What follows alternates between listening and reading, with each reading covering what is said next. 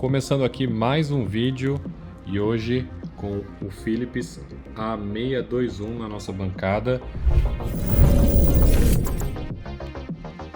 Esse stereo receiver da década de 80, né?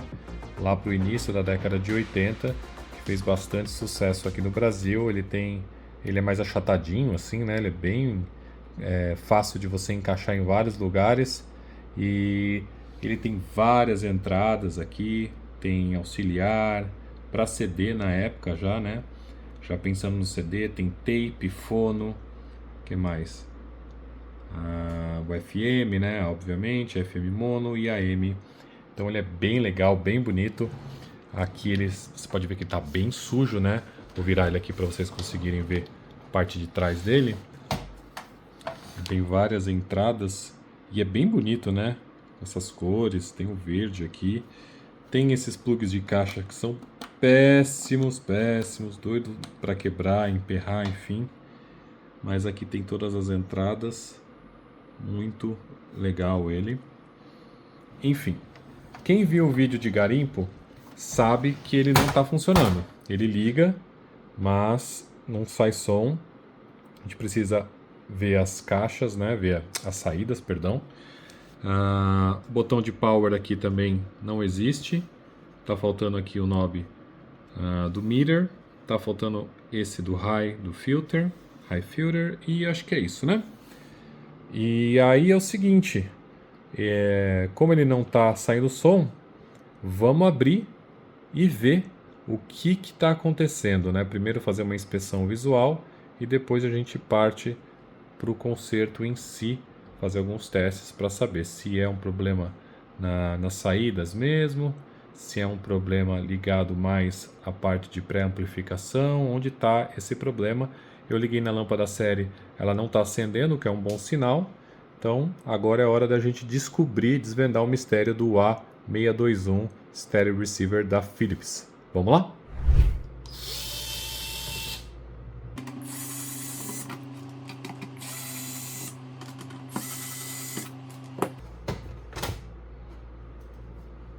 A boa notícia é que a placa parece pouco mexida, mas foi mexida sim, as saídas já foram trocadas. Vou aproximar aqui para vocês verem. Vocês conseguem ver aqui nesse canto, ó. Foram trocadas daquele jeito bem porco, bem porquinho mesmo, sabe?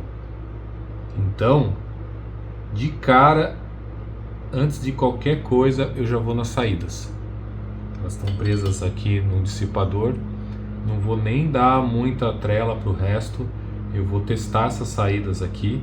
E aí com elas testadas eu já vou ter um norte, né? Algo melhor. Mas isso aqui com certeza não é uma solda feita por alguém que entende. Vou mostrar mais de próximo para vocês aqui. Olha aqui, pessoal. Dá para vocês enxergarem bem aqui, ó, como está levantado, olha. Então, resto de solda para tudo quanto é lado ali, né? Essa aqui também, bem ruim mesmo. As outras parecem que estão originais, né? Não parece que não foram mexidas. Mas essas duas aqui, meu Deus. E olha o resto de solda para tudo quanto é lado aqui. Esse é o famoso, era só trocar uma soldinha. E aí, só trocar a saída, né? Só fazer uma solda. Só que essa pessoa não sabe fazer solda. De repente, não sei nem quais são os transistores que estão aqui, né? Vamos dar uma conferida para ver quais os transistores foram colocados aqui. Fazendo as primeiras análises aqui, eu já vi que esse fusível está aberto e eu percebi também, não sei se vai dar para filmar de um jeito que vocês consigam enxergar bem, tá vendo que tá com umas marcas ali? Esse aqui que é o BD333, ele faz um par, o BD333 e o BD334, que seriam esses dois aqui.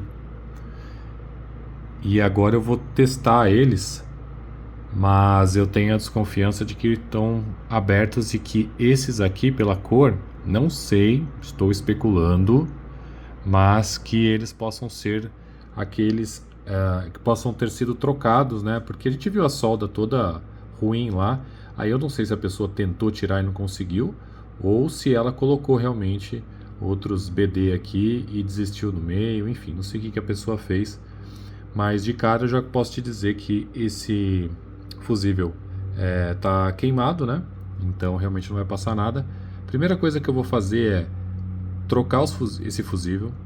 Depois eu vou testar todos esses transistores aqui. E por último, aí a gente vê dependendo do resultado, né, dos transistores, a gente troca os transistores e passa a fazer os testes também dos capacitores azuis aqui para ver como eles estão. Mas essa é a estratégia.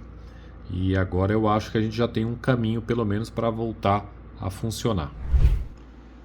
Como a gente suspeitava, né? O nosso fusível realmente estava rompido. Não sei se dá para vocês verem aí. Aqui dá para ver bem. Quando eu liguei na lâmpada série ainda, eu percebi que ele até acendeu o LED de um lado, mas do outro não. Aí eu desliguei rapidamente, né? E fui naqueles 2 transistores que foram ressoldados mais recentemente, os que eu estava suspeitando. Eu ainda nem tirei os outros 2. Primeiro, eles são Darlington, tá? Então é um par, né, de transistores. Aliás, é uma junção, né, de 2 transistores. O primeiro está funcionando bem, esse BD33 do lado, estava do lado esquerdo, se eu não me engano. Fiz o teste aqui. Deixa eu diminuir. Mas o segundo, vamos fazer junto aqui o teste de novo. Virou um glorioso resistor. Virou um resistor. Então ele tá, e era aquele lá que eu falei que tava parecendo que tinha queimado, ó. Vamos ver se vocês conseguem enxergar. Vai focar, tá vendo? Tem uma marca bem onde tá no B, aí o D. Pode ser uma série de fatores, né? Pode ser que tenham muito mais problemas anteriormente, podem ter ligado caixas, né, de 4 ohms e tacado o volume. E pode ser falso também, terem substituído, e esse BD aqui é muito comum de ser falsificado. Então, eu estava pesquisando aqui o que eu poderia usar para trocar, e aí eu vi algo em torno, ali, além dos BDs mesmo, né, tentar a sorte, tem também os BDX33C e o BDX34C.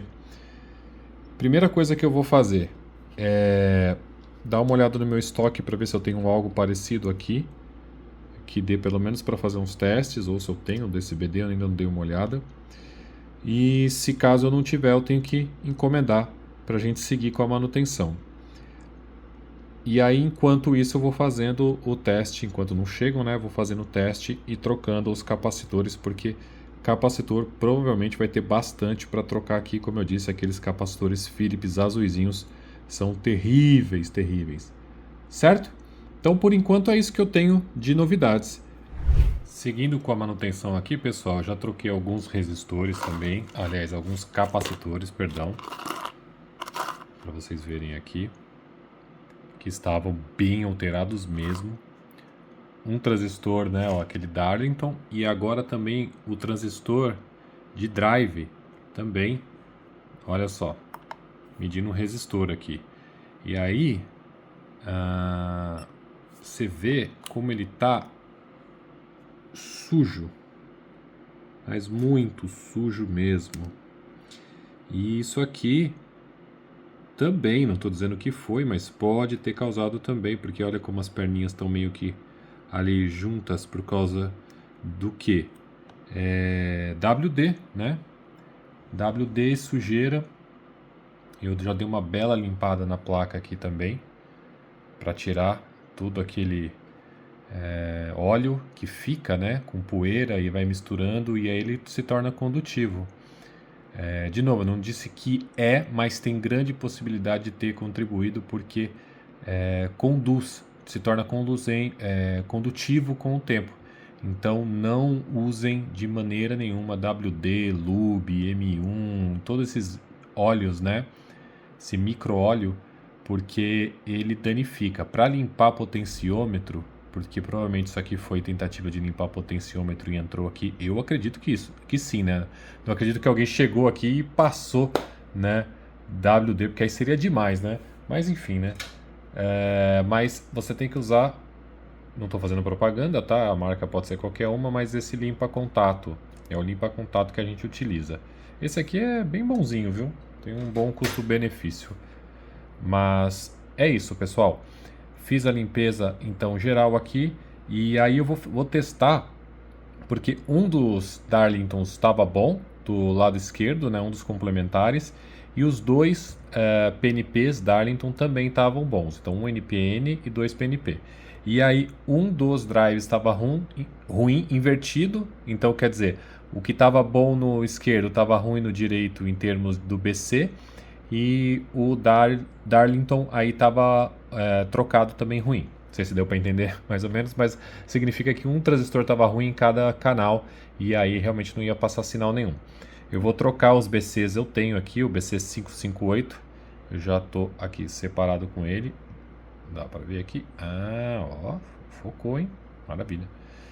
Então já vou colocar e vou ver se eu consigo pelo menos fazer um teste parcial, né? Fazer voltar à vida, ver se tem mais alguma coisa para trocar, enquanto eu aguardo chegarem as novas saídas que eu tô optando.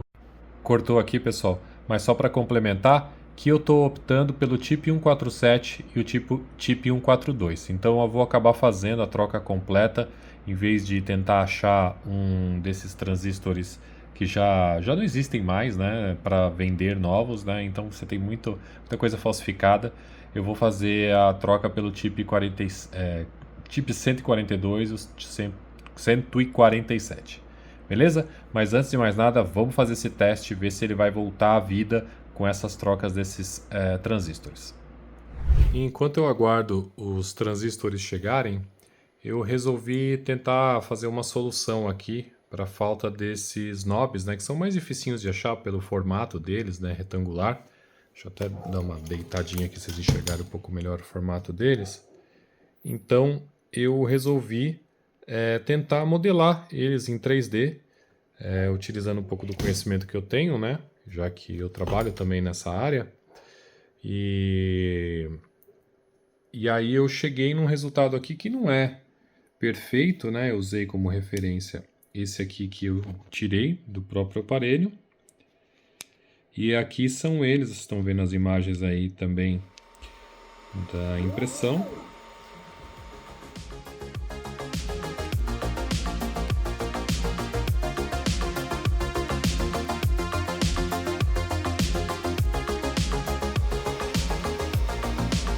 E aqui são alguns que eu fiz, né?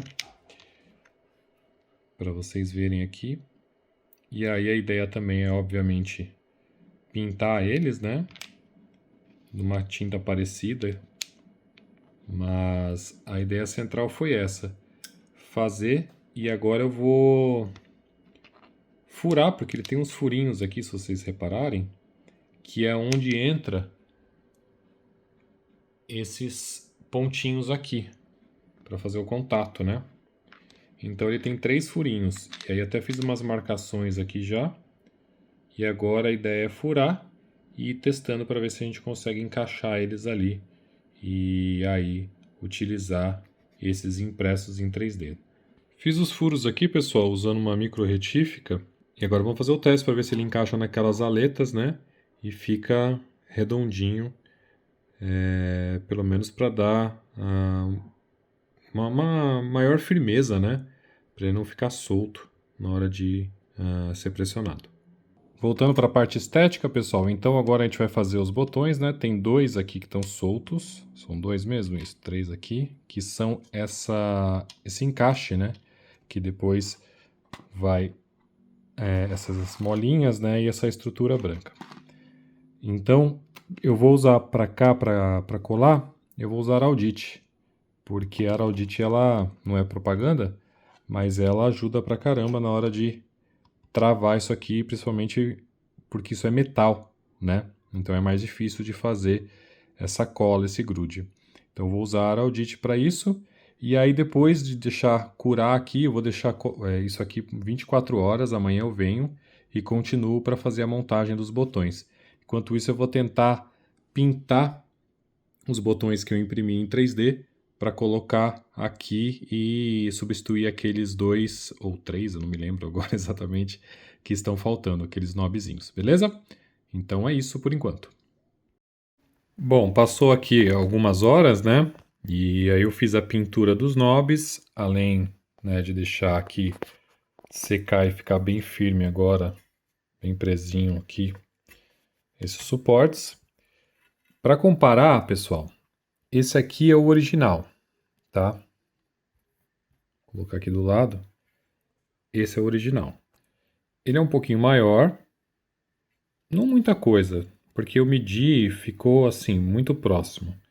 Mas às vezes a impressora 3D tem algumas alterações, tá? Mas é bem mínimo, tá? Bem mínimo mesmo. E claro que a cor é diferente, ela é aproximada só. Aqui o spray que eu tinha era só esse cinza. Eu vou tentar montar com ele e ver como é que fica. Se ficar muito estranho, aí eu vou atrás de uma spray mais prateado assim mesmo, esse que reflete, né? Então eu acho que é isso. Agora é montar aqui com as molinhas, né? Esse sistema e ver como é que ele fica. Aqui um pré, né? Montei um para a gente ver. E aí, como tá faltando 3 e eu tenho 3, eu acho que eu vou fazer o seguinte: ou eu coloco 2 no filter e um no on-off, e coloco os 3 que estão, né, originais nessa linha aqui. Então, colocaria 3 aqui. Ou eu coloco os originais, 2 no power, 2 no high filter aqui no loudness, e deixo aqui os secundários para eles ficarem com a cor parecida. Vou pensar qual que é a configuração que fica melhor, mas aqui vocês já estão vendo ele montado, ó. Claro que ele não está conectado aqui ao potenciômetro, né? Ao potenciômetro não, ao switcher, que aí ele fica na posição certinha, mas ele já está montado aqui junto com a molinha, então é só encaixar. E eu achei que ficou bem legal. Bem bacaninha, ele vai ficar mais ou menos assim, né? Ele pode ficar aqui e assim, realmente. Acho que ficou bem interessante. Muito melhor que sem, né? E para algo modelado na impressora 3D, e a impressora 3D tende a ter mais dificuldade com coisas pequenininhas, né? Para fazer esses detalhes, pelo menos a que eu tenho aqui, que não é uma das mais sofisticadas, mas acho que vai dar bom, vai ficar legal. Vamos fazer a montagem de todos e aí retorno para mostrar para vocês. Vocês verem como fica aqui por trás, né? A montagem, e eu precisei fazer uma molinha, porque eu vi que estava faltando uma mola. Então, deixa eu erguer um pouquinho, ó. Essa mola aqui eu que fiz, essas são as originais. Estão funcionando, tá funcionando super bem. Ela é para pro 7B, né, de caixas. Vai funcionar bem, vai ficar tudo certo aqui. Então já estão instaladas aqui também as impressas em 3D. E agora é finalizar aqui a montagem e botar ele para funcionar 100%. Mais umas coisinhas para a gente resolver aqui. Agora eu percebi que tem alguns LEDs aqui no VU que estão queimados, né? Vocês conseguem ver aí. E na verdade esse aqui não está queimado, mas esse aqui tá. E aqui eu até tirei um já, que esse aqui estava queimado também. Aí eu tirei daqui e coloquei para cá só para fazer o teste. Então, como esses LEDs são mais chatinhos, né? Eu preciso encomendar. E já fiz isso aqui no Mercado Livre. Eles são um pouquinho diferentes, mas são desse tipo mesmo. O quadrado, a espessura tem uma mínima diferença aí de meio milímetro, uma coisa assim. E aí eu vou chegando, eu já troco todos para o VU voltar a funcionar na plenitude, né? Fiz a troca dos LEDs aqui, pessoal, só que eu acabei precisando trocar todos os LEDs, porque que acontece? Os que estavam aqui, eles tinham, né, uma voltagem diferente, né, uma tensão diferente, melhor dizendo. E aí dava diferença. Então, o que eu tinha aqui para trocar eram esses 4 e aqueles 4 estavam bons. Mas quando a gente colocava aqui, o brilho deles eram muito diferentes entre uns e os outros. Então eu resolvi trocar todos E agora eles estão todos funcionando, né? Vou clicar aqui só para vocês verem. E ele está muito mais forte agora aqui na gravação. Deixa eu tentar diminuir um pouco o brilho aqui da câmera, só para vocês verem um pouquinho melhor. Ele não é tão forte assim para mim aqui quanto para vocês aí aparece, tá? Mas, enfim, já dá para vocês verem aí no resultado final. A gente vê como que ele vai ficar com ele montado, né? Porque tem uma estrutura meio fumê ali, né? Na frente. Mas acredito que seja isso mesmo e que vai ficar bom. Estou acreditando aqui que o resultado vai ficar interessante. Enquanto eu aguardava, né, para a gente ter os transistores, eu fui testando a parte de pré, né, e trocando também os transistores defeituosos, né, os transistores normais, né, de junção, e troquei muito transistor também, viu? Mas tinha muito capacitor esgotado, muito mesmo. No final do vídeo eu vou mostrar o saldo para vocês e vou fazer o teste em alguns também. Mas só para dar uma geralzinha, tudo isso aqui, ó. É muita coisa, né? Mas primeiro vamos aos transistores, porque o pré já está funcionando, o som está chegando aqui na área de potência, então é colocar os transistores e botar o bichão para tocar. Esse cara deu trabalho, viu? Esse cara deu trabalho, principalmente por causa de alguns transistores que estavam ruins. Mas tá aí, saídas trocadas, ainda tá meio sujo aqui, ainda quero dar uma limpada melhor. Mas temos aqui já som. Vamos ouvir, o meu gerador de sinal já tá ligado. Deixa eu soltar aqui as caixas. Estavam soltas, não estavam conectadas. Lado esquerdo, lado direito. Os potenciômetros estão bem sujos. Vamos ver agora no volume, ó.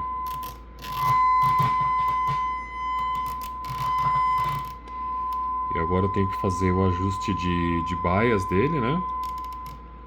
Mas tá aqui as 4 saídas trocadas, os transistores. E já se passaram 2 dias, tá? Desde a última vez que eu gravei, porque eu tive que fazer algumas outras coisas. Não tinha muito tempo para vir aqui com calma mexer, mas tá de volta à vida. E agora vamos voltar tanto para os botões, né? Tentar reconstruir aqueles botões com aquela impressão 3D que eu fiz, tanto quanto ver se eu consigo limpar esses potenciômetros. Primeira forma que eu vou tentar limpar eles é a tradicional mesmo, utilizando aqui nosso limpa-contato. Se não der certo, a gente vai para cuba ultrassônica, torcendo para que dê certo, porque esses potenciômetros aqui são bem dificinhos de encontrar da forma como eles são, senão ele perde a originalidade, né? Ele tem esse, não sei se dá para vocês ouvirem, ó. Isso aqui é meio chatinho de achar, esses estágios, né? Beleza?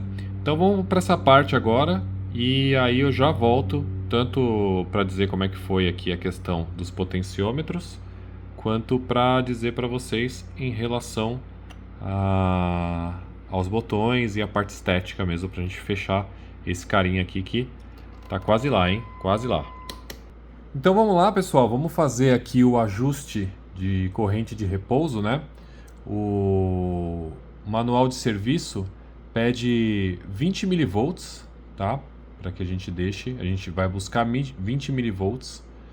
E aí é o seguinte, você tem que ligar um dos lados da sua ponteira. Eu estou usando aqui as garrinhas jacaré, né?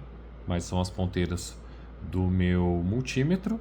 Um dos lados você liga nesses resistores grandes aqui, você pode escolher qualquer um dos dois, tá? E aí você liga um de um lado e outro do outro, tá bom? Um de um lado e outro do outro. E você vem nesse potenciômetrozinho aqui, nesse trimpote, e você vai girar até chegar a algo em torno de 20 mV. Beleza? Então eu vou ligar aqui o aparelho para que a gente possa fazer essa medição. E que ele foi ali para algo em torno, ele vai oscilar, né? É bem normal. Importante, o volume tem que estar zerado, tá bom?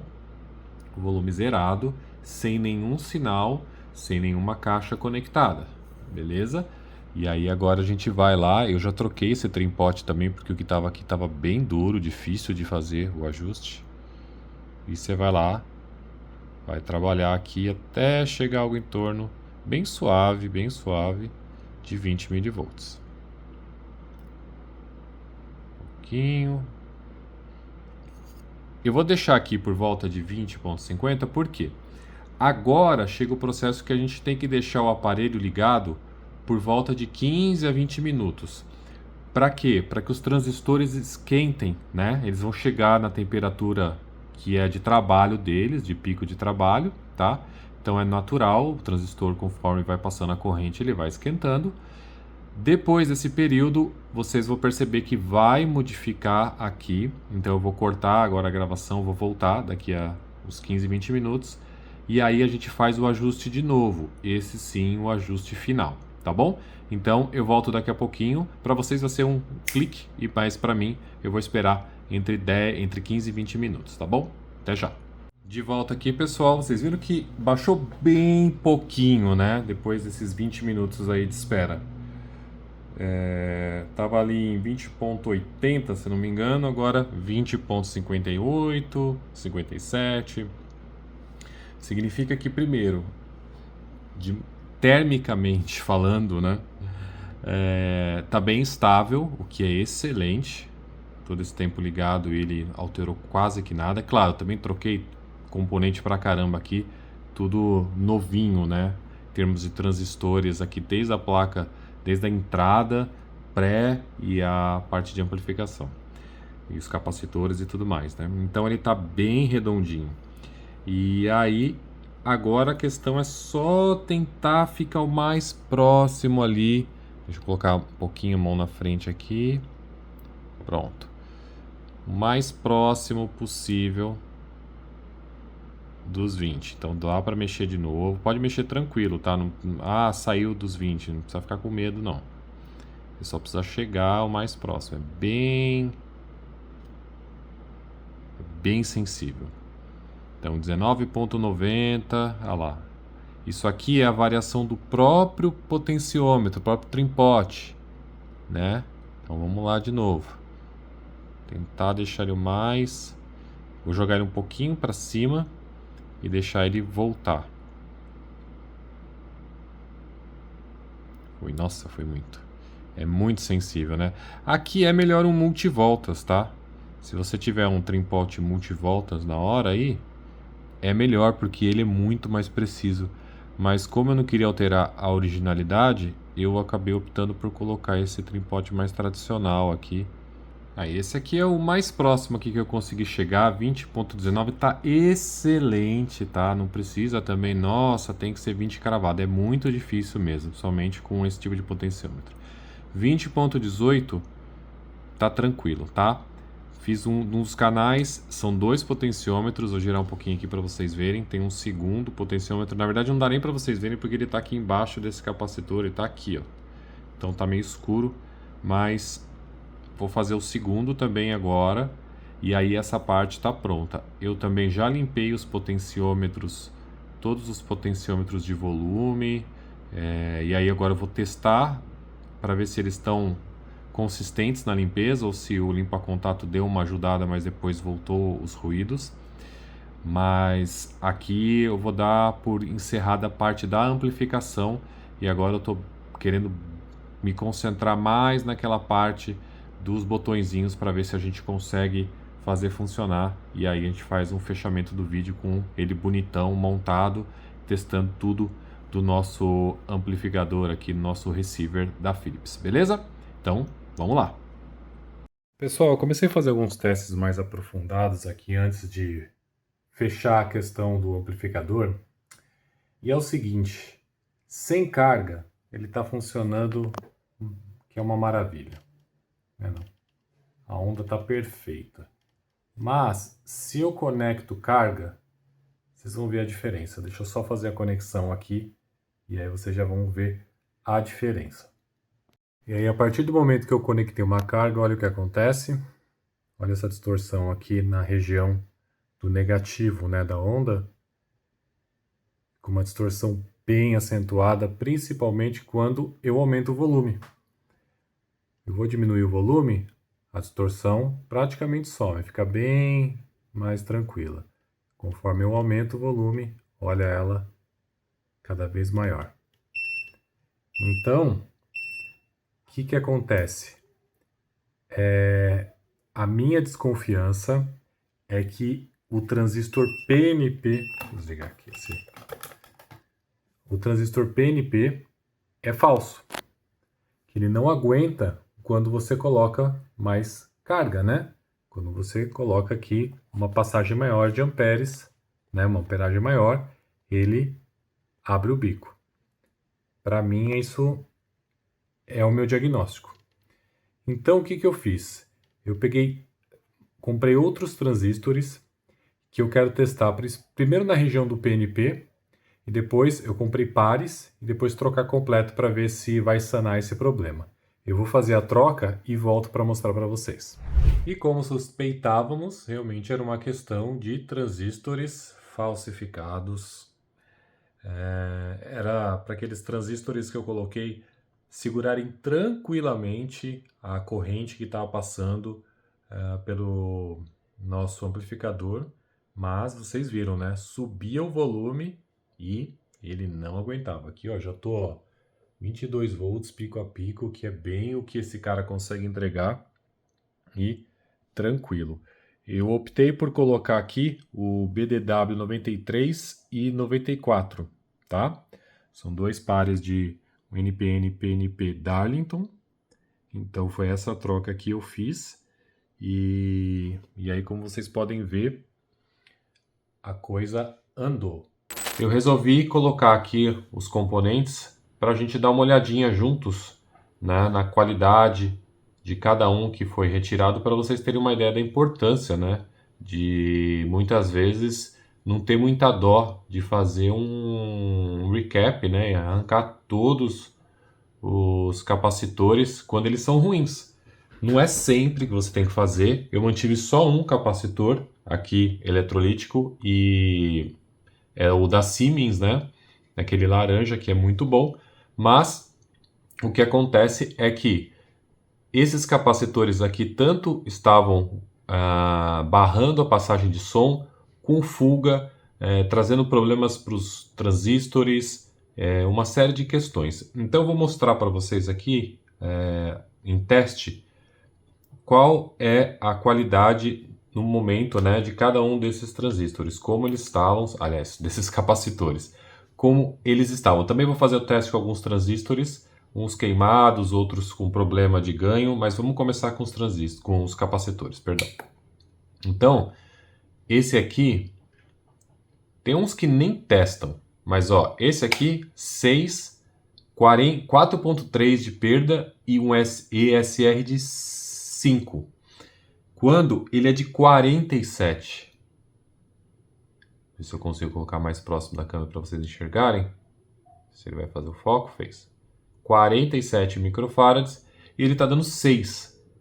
Com 5 de SR e 4.3 de perda. Então, ele só traz problemas para o circuito. Aí você fala, não, mas tudo bem, mas é um. Não é um. Vamos pegar um outro aqui. Vou pegar um maiorzinho.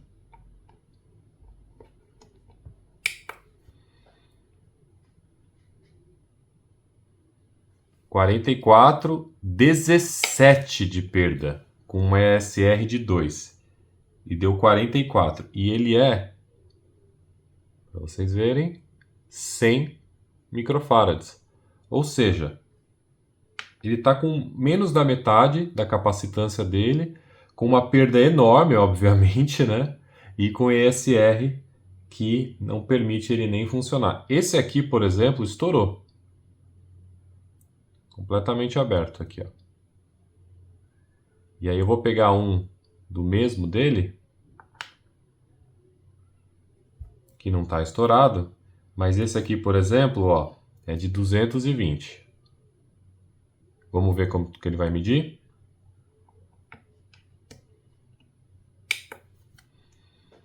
220 microfarads, ele vai medir 83, 7 de perda, e o ESR aqui eu nem, né? Qual é o problema do ESR aqui? Seria baixo, né? Mas a capacitância dele não existe, ele precisa de 220 microfarads e tá lá com 83. Então, e aí eu poderia ir continuar aqui, pegar qualquer um desses aqui, dos muitos que foram trocados, né? Para vocês terem uma ideia. Vou pegar esse último só para a gente seguir.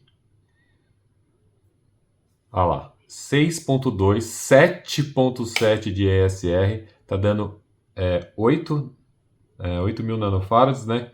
Ou 8 microfarads, e ele é de 15. Esse eu precisei fazer associação ali para chegar nos 15 microfarads. Então, foi trocado tudo isso aqui sem chance mesmo. Infelizmente, não teve o que fazer. Posso pegar qualquer um aqui aleatório, ele vai estar medindo ruim. Ó. Peguei da caixinha aqui para vocês não dizerem que está separado. Tem alguns que ele nem mede. Vamos ver esse aqui. Esse aqui deu 2.5. 4 de ESR e 2.1 de perda. É isso, pessoal. Aí você tinha alguns zebrinhas com problema, né? Alguns estavam bons, mas outros, por exemplo, estavam como esse aqui. Encostou, a perna cai, ele já está todo rachado. Você tem também a questão dos transistores. Primeiro o transistor de saída, né? Os transistores de saída, que eu troquei o BD lá. Esse aqui estava torrado. Então, ele vai medir como resistor. Tá lá. Pra vocês verem, ele tem até uma marca aqui, ó.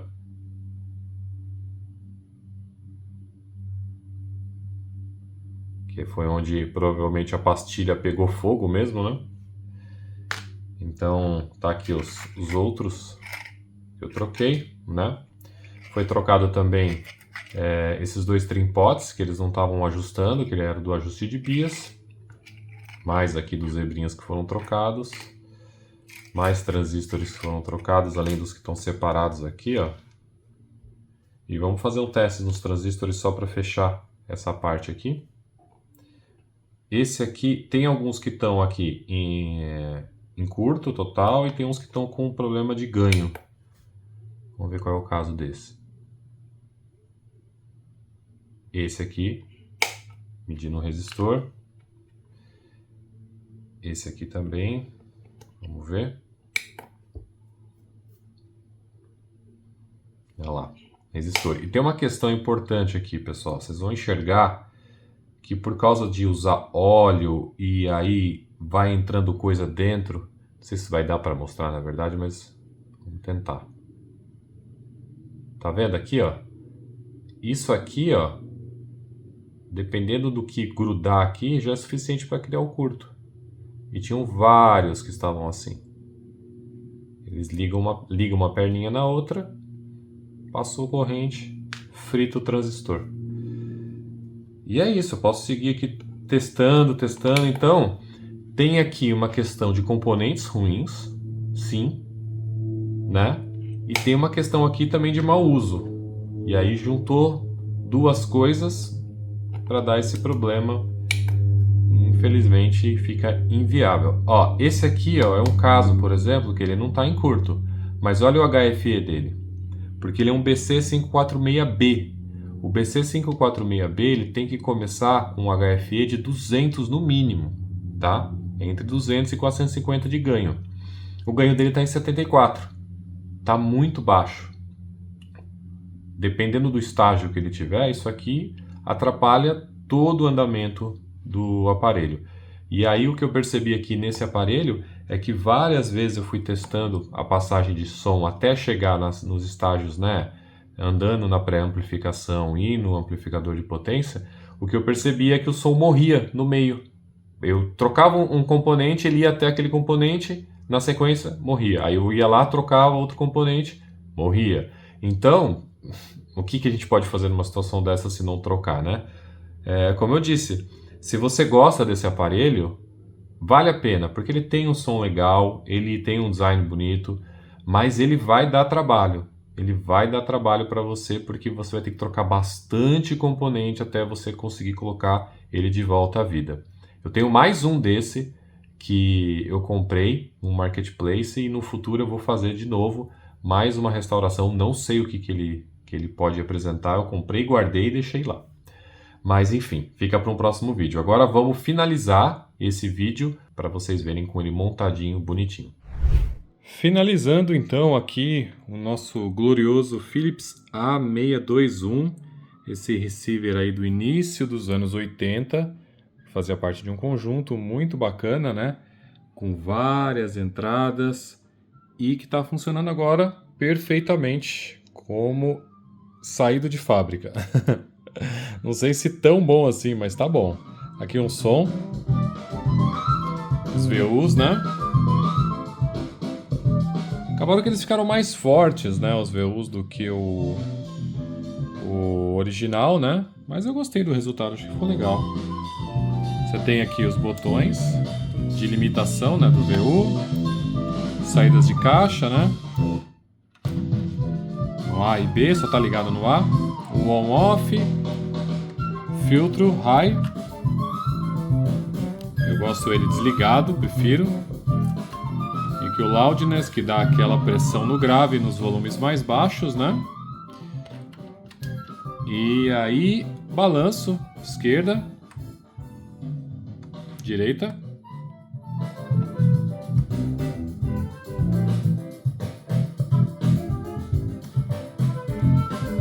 Grave. E o treble.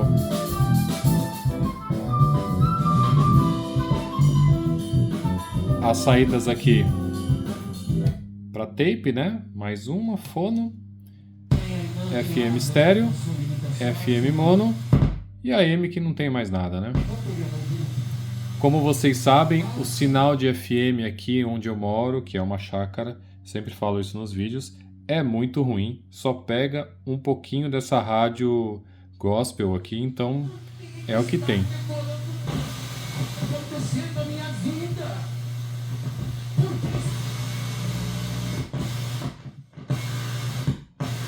Para vocês verem que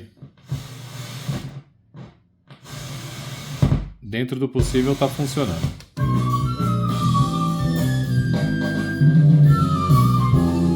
Eu estou usando aqui a trilha sonora dessa artista incrível que é a Ariane Rodrigues, uma super amiga minha, flautista maravilhosa, conheçam o trabalho dela. E é isso, pessoal, espero que vocês tenham gostado do vídeo. Se gostou, curte, compartilha, deixa um comentário aí com as suas dúvidas, sugestões, algo que eu poderia ter feito diferente. Eu sempre aprendo muito com vocês. E ativa o sininho, se inscreve no canal, aquela coisa toda. E a gente se vê no próximo vídeo. Até mais! Tchau!